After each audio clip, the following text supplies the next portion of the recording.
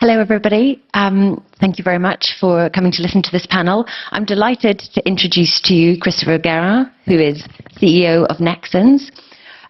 His career began with the Linde Group in Germany, and he then moved to Alcatel before joining Nexans and becoming CEO in 2018. Over the past 4 years, Christopher has led a major strategic change in the company as markets around the world electrify. Christopher, for those who don't know, would you like to start by saying a few words about Nexans and what you do? Good morning, Rachel. Yes, in a few words, I will make it very simple. We started in 1879 to support the pioneers of electricity that were Edison, Tesla, Westinghouse, Benjamin Franklin, that needed at that time cables to convey electricity. And Nexans is a 120 years company. Focusing mainly on electrifications for building high voltage cable to connect offshore wind farm to shore, solar farm as well, of course, nuclear plants, and as well all the transmission lines that you can see all over the globe, distribution on the electrification of all buildings everywhere. Thank you. So my team covers the energy transition and we write a lot about electrification, so I've got lots of questions, so I'm just going to dive in with these.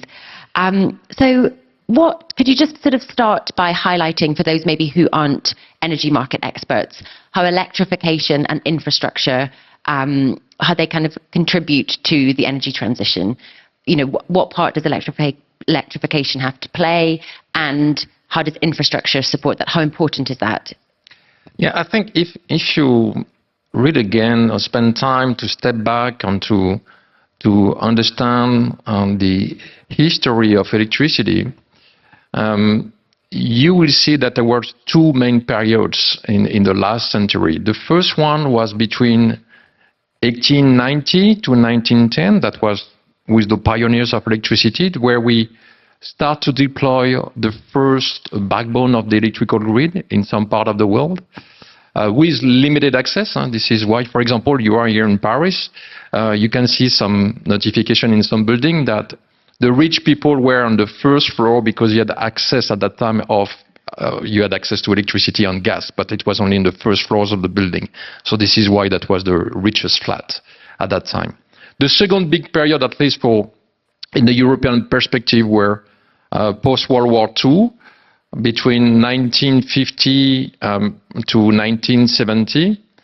And why we are entering right now, we are sometimes a bit too much focused on the daily matters, the risk of delays, risk of supply, but we need to acknowledge that we are right now entering in what we call the third electrical revolution, because we need to replace everything that have been set between 1950 and 1970. All the surrounding investment in that period need to be reset.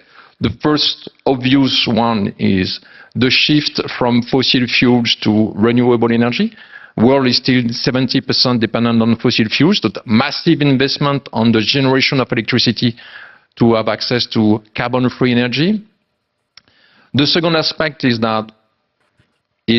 all the transmission lines. The IEA, the International Energy Agency, just report that the world needs to replace more than 80 million kilometers of transmission lines. And you have as well everything which is downtown centers, which is what we call distribution lines, medium voltage cables, which are in Europe. This electrical grid is about 50 years old, and in US 45 years old. So that's, again, massive investment coming up in coming 10 to 20 years. And there is our daily life. Daily life, it's about electrical heating system, it's about electrical vehicle. We know that electrification is the fastest way for the world decarbonization. So this is why we are really now building the foundation of what will be the energy backbone for the next 50 years.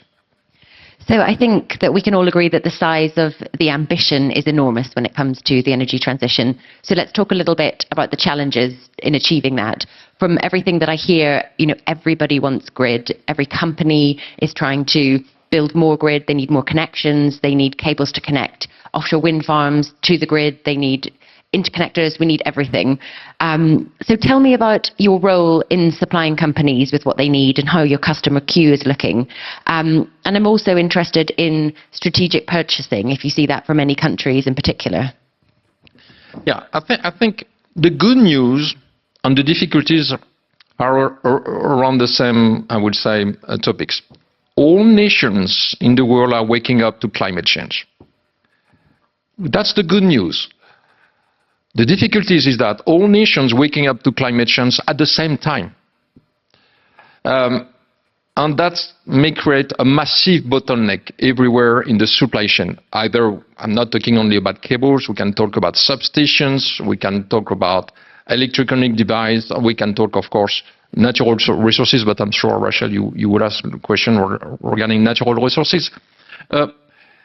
Because all nations just understood that just if I focus before on the electrical grid, before going to the offshore wind farm, is that electrical grid is the backbone of a country's economy. And if you have an infrastructure issues, it's not only direct asset damage. If electrical grid fails, life stops. You have no more telecommunication access. You have no more water access. You know, you need to living without electricity is the big issue. This is why all nations now understand that they need to modernize and fortify their electrical grid in the coming years. And in top of that, it's not about only modernizations, it's as well to make sure that this electrical grid is able to be resilient to face the massive climate risks that are in front of us, taking storms, fires, hurricanes. This grid needs to be resilient to face all these events. So yes, that's the good news, but we have a kind of all at the same time. And when again, I like to bring the history and to have this step back on the history. This is the first time that both emerging countries are requesting the same elements than mature countries. This is the first time that we have the same dimensions, the same dimension of demand on all area of the world. What we are doing today is making sure that we can support all the transmission line access to the nations, all the distribution cables, and as well connecting offshore wind farm to shore. And we have a great, I will say, a great topic on our side is that, you know, you cannot bring electricity by Wi-Fi. So each time you need electricity, electricity has to be conveyed through millions of miles of cables everywhere. So we are connecting offshore wind farm in Europe, in UK, in US, and that's right now a massive demand because the world will deploy an equivalent of 250 gigawatt of offshore wind farm in coming 10 years, which is an equivalent of 250 nuclear reactor. And do you see companies accelerating procurement to try to get ahead of this? I know that we've written stories about SSE, Iberdrola. Is that a trend that you're seeing? You know, everybody wants the same thing, so there's a race to secure as far out as you can to make sure that your projects have what they need. Yeah, I think the risk of we don't have a risk of demand. Demand will be huge because this is the third electrical revolution. So, I have many questions from our financial investors. Say, you know, Chris, why don't you double your investment? He say, I can double my investments and my capacity when I look the demand in front of us. But the problem is on the supply. We will have enough access to natural resources. So I can give you only one numbers that I think can sum up part of this question is, if you take the three main cable players in Europe supporting this green energy momentum, in the last 10 years, from 2010 to 2020, we were in average backlog of 5 billion euro.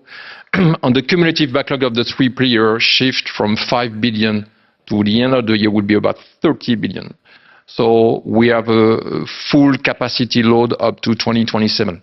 So yes, it's going to be like the airplane industry. Here you need to queue up to 2027 to have access to capacity. So it's a good sign. It means that really energy transition is on the move, on going faster than what we believe in the 2 years ago. Let's just talk a little bit about natural resources. You were sharing a really fascinating insight with me just before we came into the room, which would be great if you could tell other people about the sort of supply of copper and the metals that you need to build everything that the world needs for the energy transition. You know, at the moment, you were saying supply and demand is quite evenly matched, but that changes in a couple of years. So what kind of dangers do you see there, and how will it impact the speed at which we can move towards installing renewables and everything that we need? For me, this is the most relevant strategic issue or risk that we will face in regards to green energy transition. You know, we say that the age of stone has not come to the end because of lack of stone. It's like the age of oil will not come to the end because of lack of oil. But what I can tell you is that green energy transition can be massively delayed by lack of copper. Yeah, because electricity is all about copper. Copper is the best conductors to convey electricity. You have gold as well, but I'm not sure we're not ready to insert gold in the cables yet. And you have as well aluminium. But I will give you three numbers. In terms of copper demand in the world, all sectors together, in 1995, the demand was about 9 million metric tons. 9 million metric tons.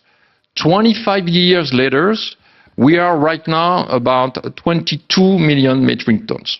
So roughly 12 to 13 million metric tons incremental over 25 years. When you sum all nations' demand, ambition, the whole region's ambition regarding green energy, renewable, the shift of the complete renewal of the electrical grid, this 20 million metric tons of demand for copper will shift to 35 million metric tons of copper by 2030, 2032. I'm just coming back from a trip in Chile. You know, Chile is one of the greatest countries in terms of copper supply.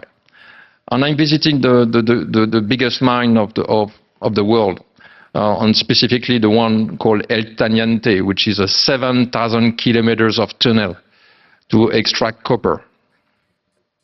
And what we've seen with the copper mining industry, the big players, is that the extraction capacity of primary copper is locked for the next 5 years at 23 million metric tons. So yes, right now we don't have any issue between supply and demand because it's very, very well balanced. But in coming 2 to 3 years, in 25 or in 26, when US will go full blast on energy transition, when China will recover from post-pandemic, when Europe will really accelerate again, like the recent announcement regarding electrical grid renewal, their investment, this 22 million metric tons of demand for copper will shift to 27 million tons of copper. And this is the risk that we have in terms of shortage, a massive risk of shortage coming up. Thank you. I think that's quite a stark warning for everybody about what's coming down the line.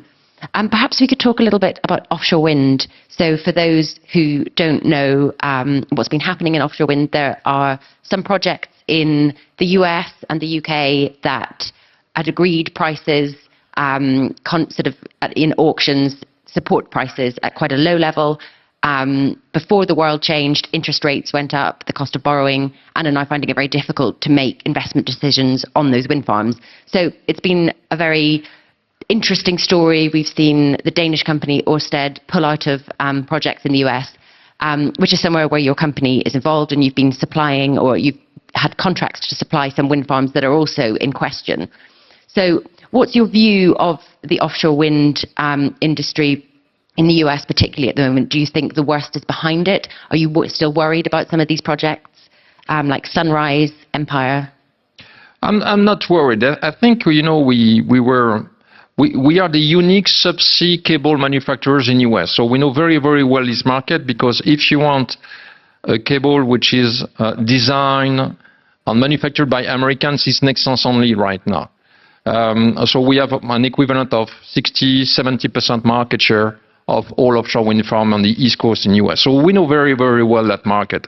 I think, if you have in mind this product life cycle curve, we were in the zone of the ramp up, where we had to go fast on design the first farm at a low cost, to create a kind of stimulus. Now we are coming up in the growth momentum in the inflation world that need a kind of reset. So yes, we can have a slight delays, but once again, if you position that on the fact that we are building the next 50 years foundation of the electrical network, I'm not concerned about it. It will be maybe 6 months delay. You may have some risk of cancellation of project, but I'm not worried, because it's a race. It's a race between nations now to have access to offshore wind farm, to have access to nuclear, to have access to electrical grid renewal. So I'm not really concerned about it. And how do you, as a big manufacturer of equipment, protect yourself and your products from similar issues, from inflation, interest rates? You do an indexation. Yeah. How long have you been doing that for? Decades. Yeah. Fortunately, decades. Yeah. Yeah, because we cannot control the price of copper, so it's a complete pass-through mechanism. But I had a question recently that from an investor say, do you see the inflation ending? I'm not an economic, and I'm not an economist. I'm not able to answer in the macroeconomy perspective. But the only thing I can tell you in regards to our environment, if we're at the beginning of or in front of a risk of scarcity of natural resources, sure, you will have a structural inflations, because copper price will move from $8,000 to $15,000. So the structural inflations of the fact that you are lacking resources will inflate the cost of the project. It will be a costly, I will say, transition, but it's unavoidable that we need to do it. And I think 5 years down the line, we need to accelerate everything that we have announced, both in Europe and in US. And which markets would you say are the kind of biggest growth markets for you? You talked about this being one of the first times that developed nations are in the same place and sort of trying to directly compete with less developed nations. Where do you see biggest growth? It's not a kind of competition. It's more. It could be a kind of competition. But for example, we see a massive project in Africa regarding the greatest solar farms going to be built, and we participate to that, not on the solar farm by itself, but we have more than 6,000 kilometers of pipeline of project to interconnect Africa and Middle East to Europe through subsea cables. So more than 1,000 kilometer distance in average. We install the cables at 3,000 meter depths. But it's a kind of alternative seen by European Commission of the Russian gas pipeline, because we want to source the green energy from the countries that have the greatest power or potential of power of green energy, and to bring this green energy to Europe. And this is why right now we are working on connecting Israel, Cyprus to Greece, and in order to have access to this green energy. And as we don't have found yet any I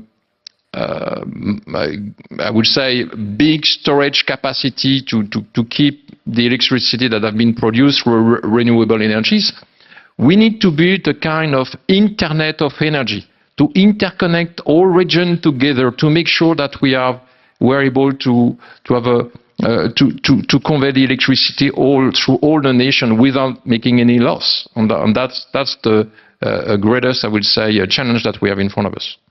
And some research by my colleagues at Bloomberg New Energy Finance shows that, I mean, the scale of grid investment needed is huge, but actually more is needed on the distribution grid side, where the electric vehicles, heat pumps, all of the sort of customer-facing connections will be. Is that what you're also seeing? Do you see demand growth from the distribution grids around the world? Yeah, I think in the last 5 years we focus a bit too much on the, at least for communication matters, on the shift from fossil fuels to renewable energy. So on the generation side, we talk a lot about electrical vehicles, and it's great, but we just forgot that in the middle you have transmission grid and you have the electrical grid, and we are not yet there. I'll give you a kind of image.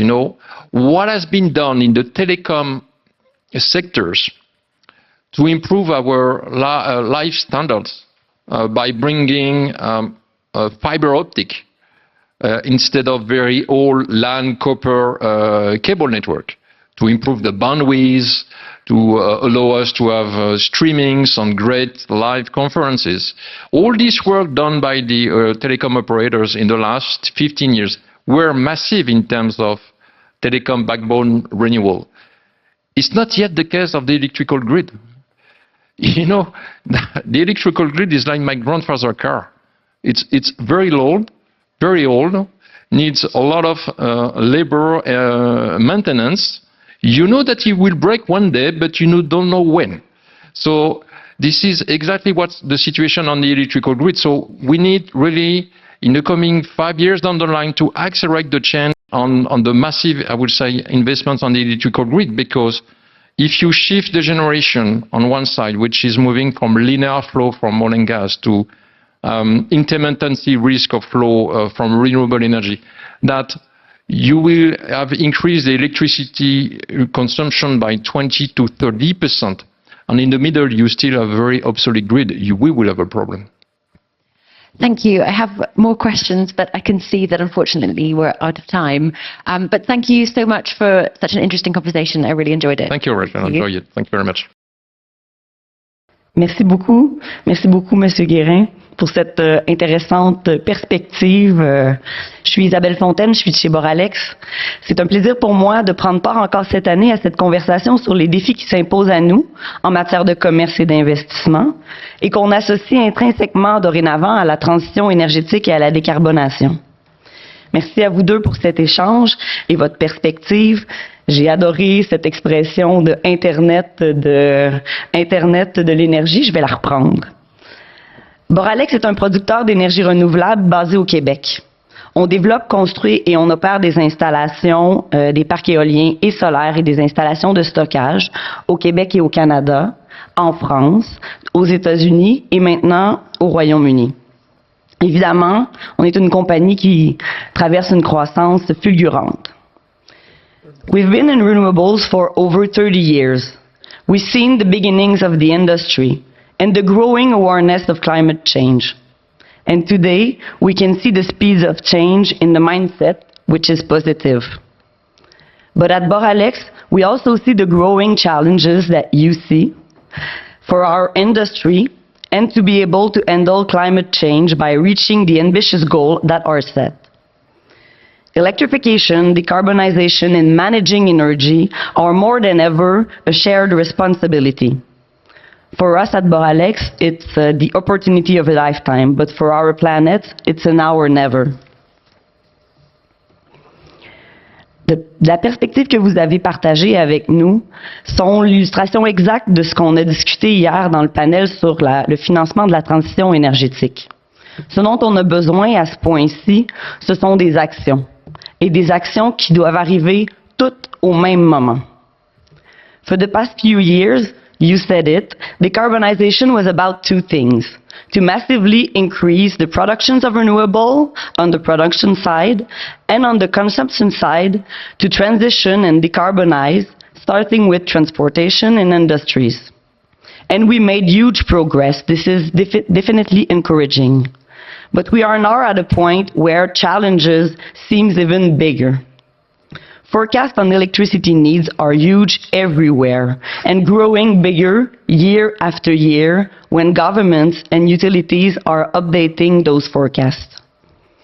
If you just look at two jurisdictions where Boralex is active, in Quebec, for example, the electricity production needs to double by 2050. In France, a 55% increase is needed by 2052, even if an important reduction of the overall electricity consumption is planned. And it's in two jurisdictions where the electricity supply is already low carbon. And why is that? Exactly because of what you explained just a couple of minutes ago. We do not only need to decarbonize the current energy consumption, we also need to provide clean energy to new sectors and industries that support the decarbonization. Just think about battery factories, EV manufacturing, new mining, and green energy production.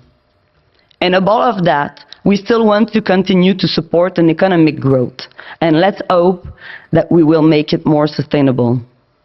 The challenge is just getting bigger and bigger.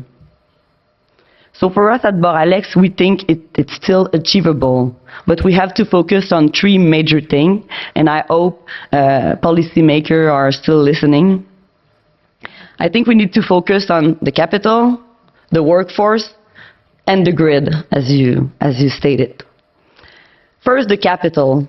So there's often a short-term view on an industry that functions on the long term.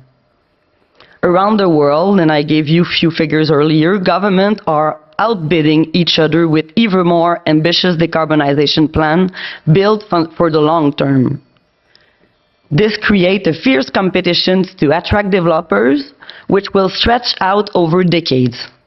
That's not even considering the long-term stable returns that infrastructure investment bring. In this context, where demand is so strong and unavoidable, I don't think renewable industry is really risky. We also talked yesterday about ESG. Action are needed there too. What we need from the financial system is to reward companies that actually deserve it. Right now, doing business the right way with a solid CSR strategy, for sure, is the best way to manage risk. But it doesn't pay off that much. It doesn't have a significant, material impact on our ability to raise capital yet. So we look forward to standardization of ESG standards and their application to create that value. The second item I want to underline is the workforce. So we need workers to build and operate energy production and transmission infrastructure, to create tomorrow's green technologies, and to maintain the energy transition supply chain. And everyone will need those same workers. And with the labor shortage affecting many regions, the shock is already being felt. And we need to implement solutions now. We need to reduce regulatory barriers for the transfer of workers between industries for equivalent skills. We need to automate processes as well. And we need to upgrade the skills of qualified workers. And finally, we need to shift the pool of workers from the fossil fuel industry to the renewables and clean energy as fast as possible. And the third thing I want to talk about is the grid. So you talked about it as the backbone and the internet of the energy, and that's true. We need to invest massively in the grid to develop it and to make it resilient and reliable. This is key to welcome more renewable and to electrify.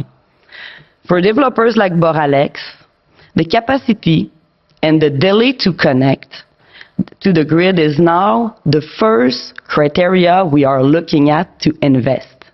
We look at that criteria before looking at the quality of the wind or solar resources. If you only look at what's happening in the US, you understand that we need to action on this front. So while the US boast one of the most ambitious decarbonization plan in the world. Grid connection is a major problem. At the end of 2022, the total capacity in the queue was over 2 terawatts. That's more than the generating capacity of the entire country. Can you imagine that? There are more capacity waiting to be connected than the actual production. That's huge. And we need all those assets to be connected fast. So those three issues are becoming increasingly important and will continue to grow. We have a serious work ahead of us. And although decarbonization is accelerating, we have now reached a stage that could be called the triple decarbonization. We need to decarbonize our current lifestyles, but we also need to decarbonize those energy transition solutions while maintaining a sustainable economic growth. We are all aware that the challenge is huge, and more than ever, it's a collective challenge that requires action. But the only way to get there is if everyone, the business community, the government, investor, innovator, citizens, see the scales of the challenges and do their part. Merci beaucoup. Merci à vous deux. Bonne poursuite de conférence.